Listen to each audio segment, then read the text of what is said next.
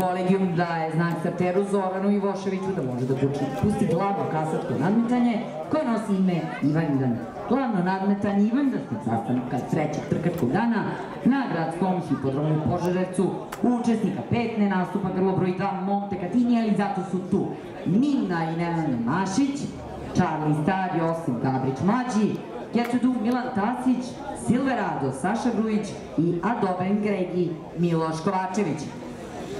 Automobil se zaleće za trogode i starije grla, zarade do 5000 bodova u karijeri, padaju varijaci simultano. Na čelo ide Silverado. Silverado i Saša Grujić odlučuju se za preuzimanje liderske pozicije u ovom nadmetanju. Na drugoj poziciji Kasa Adoben Gregi, treća pozicija za Charlie Stara, četvrta pozicija za Globija Čudu.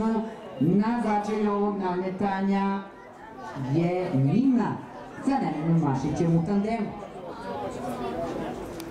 Trku vodi Silverado, lepi sedmogodi sin Adingtona i Simonice Divnog rodoslovlja, još lepšeg eksterijera.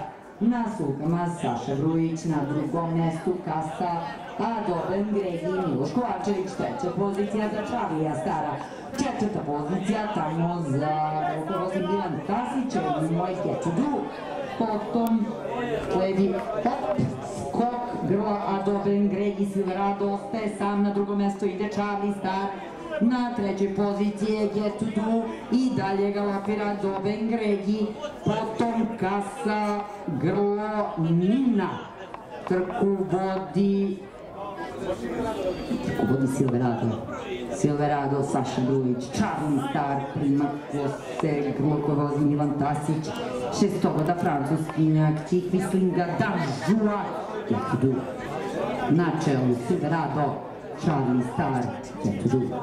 Kao da Charlie Star namerava da napadne lepog Silverada.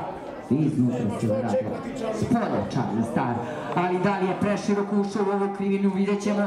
Josip Gabrić mlađi izvlači Charlie Stara i čini se da Charlie Star ima više snage. Iznutra Silverado, ali nema dovoljno snage da se odupre snažnije.